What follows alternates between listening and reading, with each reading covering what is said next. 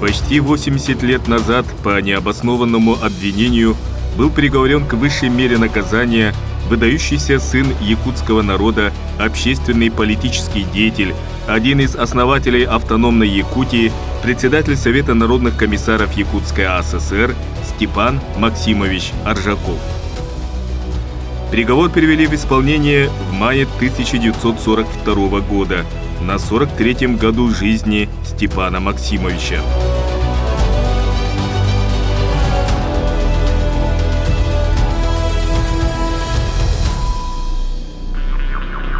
Несмотря на короткую жизнь, он внес неоценимый вклад и сделал шаги, решающие исход истории всей Якутии. В каждом народе есть такие люди, которые ценой своей жизни борются за справедливость, свободу своего народа, работают и трудятся во благо процветания родного края.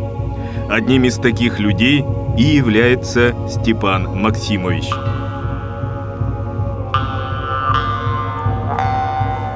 Известный революционер, партийный и хозяйственный деятель, один из основателей автономии в Якутии, Степан Аржаков родился 10 ноября 1899 года в семье чернорабочего в Вилюйске. Он с 8 лет начал обучение в местной церковно-приходской школе, затем в 1915 году закончил Вилюйское высшее начальное училище, а в 1918-м – Якутскую учительскую семинарию. В Якутске он познакомился со ссыльными революционерами, был принят в нелегальный кружок Ярославского. Здесь он подружился с Платоном Аюнским, Максимом Амосовым, Исидором Бараховым и другими.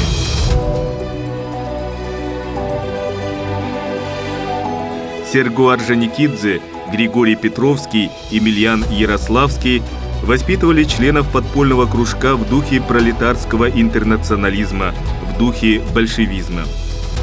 В феврале 1917 года Степан Аржаков становится членом Якутской объединенной организации РСДРП, ее революционной фракции.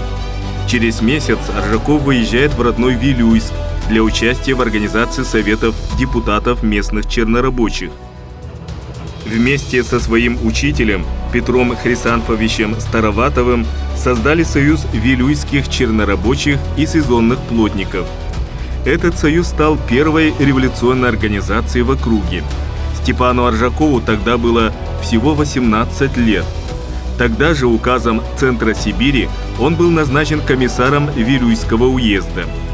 Именно в это время открылись его блестящие организаторские возможности, его дальновидность как руководителя.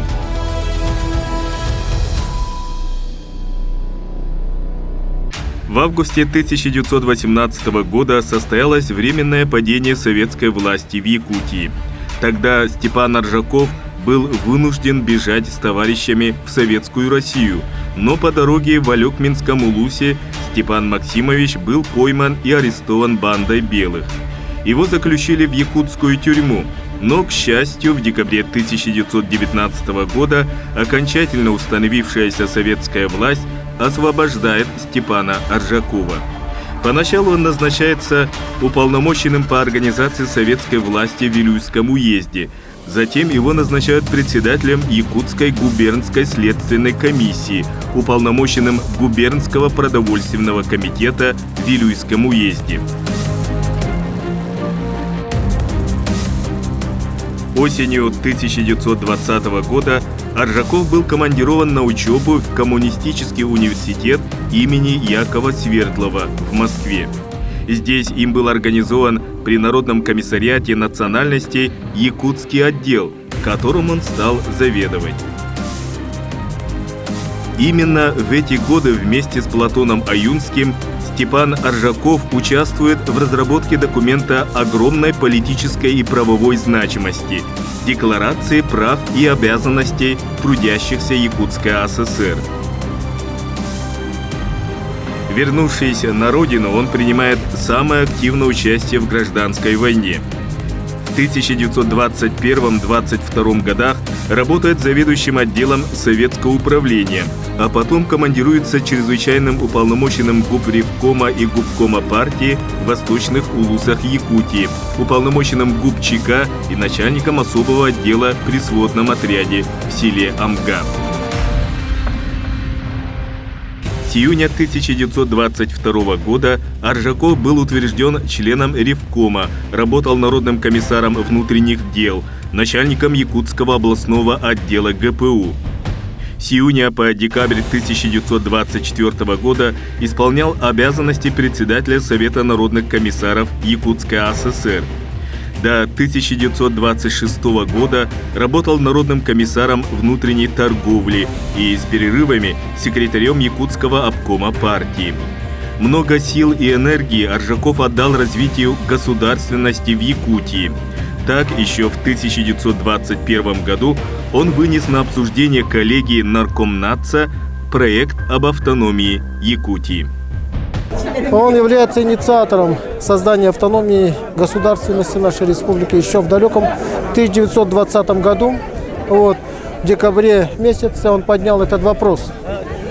И спустя 2 года наша республика получила автономию и свою государственность. Он работал в наркомнации у Сталина, Иосифа Виссарионовича, и несколько раз с ним встречался именно по этому вопросу.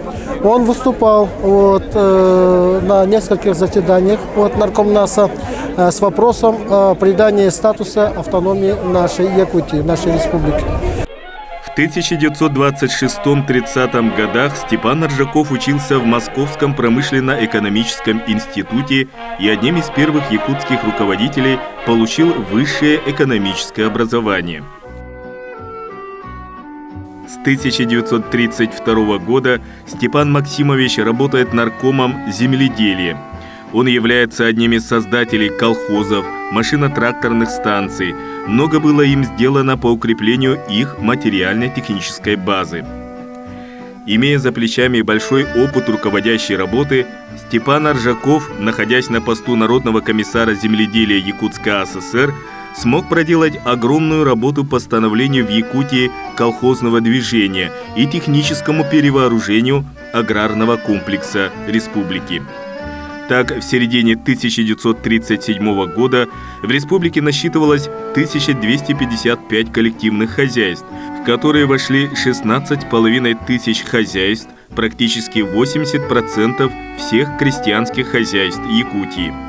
Если в 1932 году в сельском хозяйстве республики имелось 153 трактора и 3 грузовых автомобиля, то в 1937 году парк сельскохозяйственной техники вырос до 422 тракторов, 117 автомобилей, появилось 48 зерноуборочных комбайнов. Посевные площади выросли с 71 тысячи гектаров в 1932 году до 100 тысяч гектаров в 1937 году.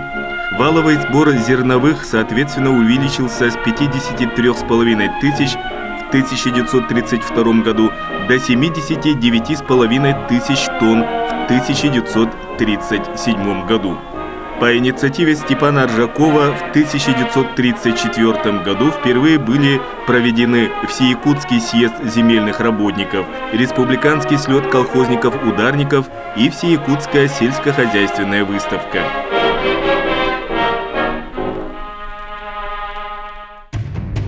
В роковом 1938 году началась кампания борьбы с вредителями и врагами народа. В Якутии, связанная с семенами Максима Амосова, Платона Юнского, Исидора Барахова, Степана Васильева. Степан Максимович Аржаков сразу же подвергся оголтелой травле и критике. В феврале 1939 года он был арестован по необоснованному обвинению, исключен из партии как враг народа. В мае 1940 года в группе из 16 человек был приговорен к расстрелу, но дело было передано в особое производство, и в мае 1941 года его приговаривают к 8 годам заключения в исправительно-трудовом лагере поселка Певек на Чукотке, в Руднике, в Алькуме. В январе 1942 года его снова заключают в следственный изолятор Чаунского районного отдела НКВД и 5 марта приговаривают к высшей мере наказания – расстрелу. 17 мая приговор был переведен в исполнение.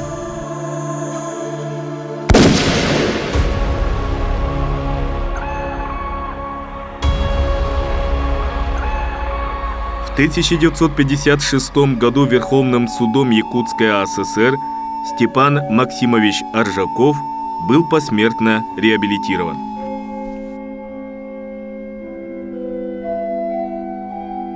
Вдова Аржакова Варвара Ивановна в девичестве Бубякина вырастила 3 детей, дала им возможность получить образование. Старшая дочь Клара Степановна работала в областной партийной организации, Аида Степановна – врач, младший сын Галилей Степанович работал главным инженером крупного машиностроительного завода в городе Новосибирске. Несмотря на все, что им пережито, он был очень прямым, очень любил детей, он нас очень любил, вот 3.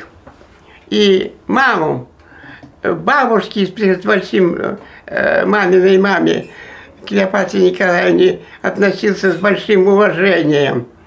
Так что мы жили в условиях хорошего внимания к нам со стороны всех родных и близких. И папиного брата Яшу, и маминого брата Василия. Все жили очень дружно. Все были дружны. Экономической, социальной, культурной жизни. 27 сентября 2019 года, в День государственности республики, торжественно открыли сквер имени Степана Аржакова.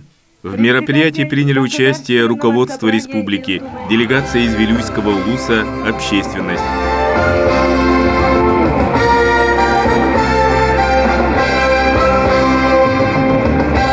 Также на открытие памятника приехала дочь и внук Галилея Степановича Юлия, Александр Усик. Сегодня мне представилась большая честь представлять семью Аржаковых на этом знаменательном событии. Степана Максимовича в семье чтут и помнят, гордятся его достижениями, его вкладом в развитие родной республики. Также в семье всегда почитали и уважали его человеческие качества. По воспоминаниям моего отца, Галилея Степановича, несмотря на всю свою занятость, он все равно находил время, чтобы провести его с детьми. В семье всегда было уважение, взаимопонимание, что, в принципе, передалось и дальнейшим поколениям. Постоянная связь семьи, связь поколений, и всегда Степан Максимович являлся примером. Примером мужества, примером стойкости, следования своим идеалам, уважения, доброты, жизнелюбия. В Якутии чтят имя Степана Аржакова. Его именем названы улицы в Якутске и Вилюйске. Много лет по реке Лени курсировал пассажирский теплоход «Степан Аржаков» из Якутска в Нижний Бестях. В селе Чинеке и Вилюйске были воздвигнуты памятники. А в этом году в честь 120-летия видного государственного деятеля построили сквер и поставили памятник и в городе Якутске. Автором памятника является скульптор, председатель Творческого союза художников Республики Саха-Якутия, народный художник Якутии, доцент кафедры архитектуры Инженерно-технического института Северо-Восточного федерального университета имени Максима Амосова Афанасий Романов. Занялся я этой темой в 2014 году, когда делал памятник в Вилюйске. Фотографию использовал, где он снят с Аюнским, там еще ребята. И все они там штатские. Аюнские кепочки, каких-то они в гражданских курточках. А Аржаков посередине, и он весь военный такой. Кожаные куртки, фуражки, в сапогах холмах. И все-таки образ такого борца за справедливость он должен быть. В наше время, когда достаточно несправедливости, я его как задумал, сделал 2 месяца только. Там никаких не было препон, он делался легко как-то. Легко делался, и вот как песня поется. Деятельность Степана Максимовича Аржакова, Платона Аюнского и Сидора Барахова на государственном поприще, их принципиальность и целеустремленность вызывает восхищение и уважение сегодняшнего поколения. Они являются символами самоотверженности, преданности и любви к народу. К сожалению, судьба молодых руководителей сложилась трагически. Сегодня наш долг – чтить память и напоминать об этом молодежи.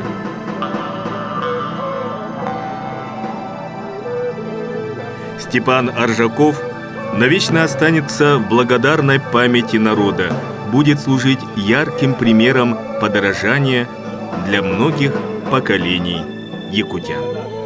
Кыйыннан кардыла, иннике жөмчүлә, Сахам республикада.